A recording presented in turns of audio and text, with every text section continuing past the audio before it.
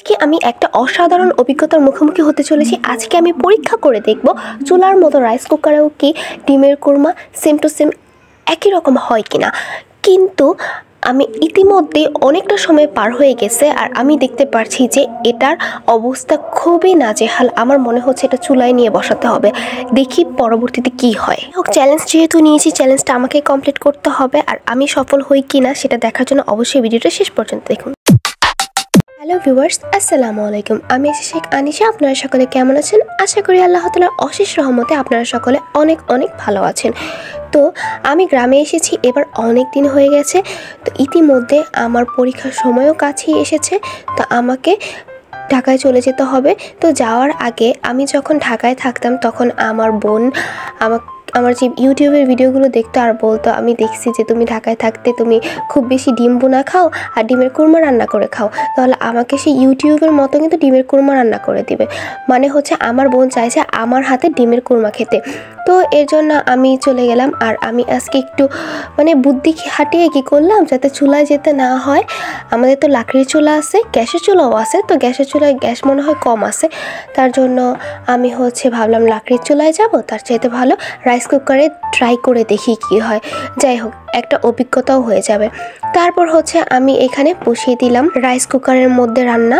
তো প্রথমে আমি যেটা করলাম, ওই রাইস কুকারের যে উপরের অংশটা আছে ওটার মধ্যে দিলেও কিন্তু ডিম সিদ্ধ হয়, কিন্তু আমি কোনোভাবে পারছিলাম না, চেষ্টা করেছিলাম। তারপর আমি ওই রাইস কুকারের মধ্যে পানি দিয়ে প্রথমে ডিমটা সিদ্ধ করে নিলাম। তো আমি বুঝতে পারছিলাম যে আজকে আমার মোটামুটি অনেক সময় লেগে যাবে, তার জন্য আমার ভাই বোনদের আমি বললাম যে খেতে খেতে হয়তো বা একটু সময় লাগতে পারে, যেহেতু আমি এমনিতেও রান্না খুব একটা ভালো পারি না। আর এটা যেহেতু আমি প্রথমবার রাইস কুকারে রান্না করতে যাচ্ছি, তাহলে তো বুঝতেই পারছো একটু সময় তো লাগবেই।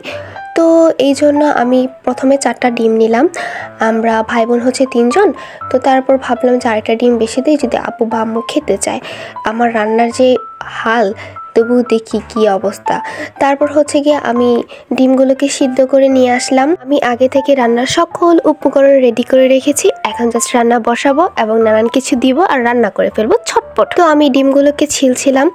আর এটাই কিন্তু প্রথমবার না যে আমি ডিমের কুরমা রান্না করছি। আমি কি আরও বহুবার ডিমের কুরমা রান্না করেছি।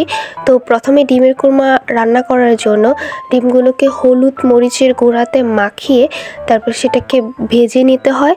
অনেকটা আমি তো একদম সাদা ডিমের কুরমা খাই না, আমি একটু হলুদ দিয়ে খাই, না হলে আমার একদম সাদা সাদা ভালো লাগে না।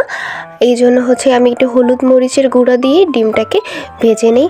আর এই সেম ওয়েতে কি ডিমের ভুনাটাও করে। আর আমি এভাবেই রান্না করে খাই, কারণ যখন এটা সাদা সাদা দেখা যায় তখন এটা আমার কাছে ভালো লাগে না। দেখুন, আপনাদের সাথে কথা বলতে বলতে আমার ডিমটা ভাজা হয়ে গেছে। আর কুকারে এর চাইতে বেশি ভাজা হবে না।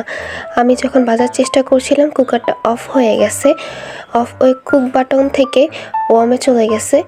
এর কারণ কুকারে এর চাইতে বেশি ভাজা যায় না, তার জন্য আমাকে চুলোতে গিয়ে একটু ভেজে নিয়ে আসতে হবে। আর এই জন্য আমি দিয়ে দিলাম একটু তেলের মধ্যে পেঁয়াজ মরিচ আর রসুন। তো এতে এটা আমি দিয়ে খুব ভালো করে ভেজে নেব। আমার আম্মুকে দেখতাম যখন পেঁয়াজটা একটু লাল লাল হয়ে আসতো তখন এটার মধ্যে আর একটু হলুদ মরিচের গুঁড়ো দিয়ে দিত।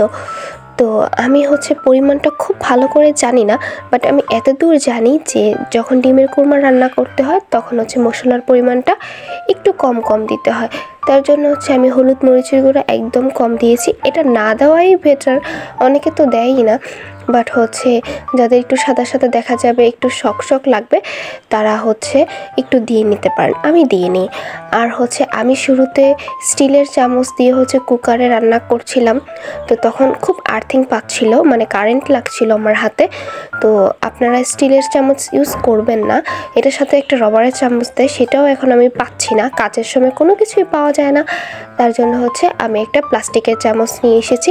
কারণ প্লাস্টিকের চামচ তড়িৎ অপরিবাহী, যার ফলে আমার হাতে আর কারেন্ট লাগছে না। তো যাই হোক, ইতিমধ্যে গিয়ে দেখলাম পেঁয়াজ মরিচগুলো হচ্ছে মজে এসেছে আর এগুলো খুব ভালো করে ভাজা ভাজা হয়ে গেছে। এখন এটার মধ্যে আমি দিয়ে দেব টমেটোর সস, আর টমেটোর সস দিয়ে ভালো করে নেড়ে নেব। তো যেহেতু ডিমের কোরমা রান্না করছি, তো এখানে সবচাইতে ভালো হয় হচ্ছে কি লেবুর রস আর টক দই দিতে পারলে, যেহেতু এই টক দইটা আমাদের কাছে হচ্ছে সবসময় পাওয়া যায় না, যদি কারো বাসায় থাকে তাহলে ভালো। আমি হচ্ছে আমি হচ্ছে দুধ দিয়ে, চিনি দিয়ে আর হচ্ছে সস দিয়ে রান্না করছি। আপনারা চাইলে এখানে লেবুর রস ইউজ করতে পারেন। এখানে টক টক ভাবটা আসার জন্য আমি সসটা ইউজ করেছি। দেখি এখন এটার স্বাদ কেমন আসে। তো এটা যখন একটুখানি জাল এসে যাবে তখন এটার মধ্যে ডিম দিয়ে দিলেই হবে।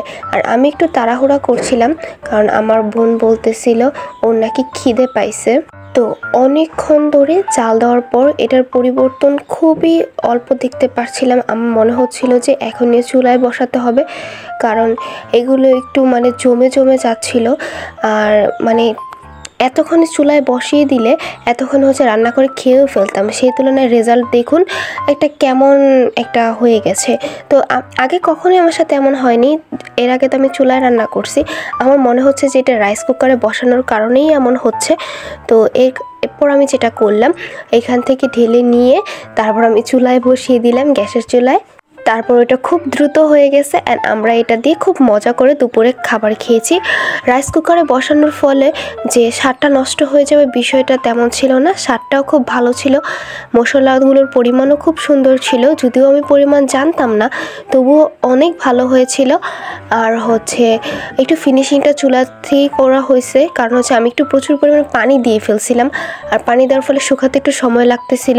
আর যেহেতু রাইস কুকার সেহেতু সময়টা আরও বেশি লাগতেছিল, তার জন্য চুলাতে করে তাড়াতাড়ি আমরা দুপুরে এটা খেতেও পারছি। তো এই ভিডিওটা করার পর আমি এটাই বলবো যে আপনারা দরকার নেই আমার মতো রাইস কুকারে চেষ্টা করার ডিমের কোরমা রান্না করার জন্য। আপনারা চুলাতেই ভালো হিটে ওটা খুব তাড়াতাড়ি এবং খুব ভালোভাবে ওটা রান্না করতে পারবেন, ওটা স্বাদও একদম ঠিক থাকবে। এটা জাস্ট আমার একটা এক্সপেরিমেন্ট ছিল, সেখানে আমি সফল হতে পারিনি। আপনারা প্লিজ এটা চেষ্টা করবেন না। সকলকে ধন্যবাদ।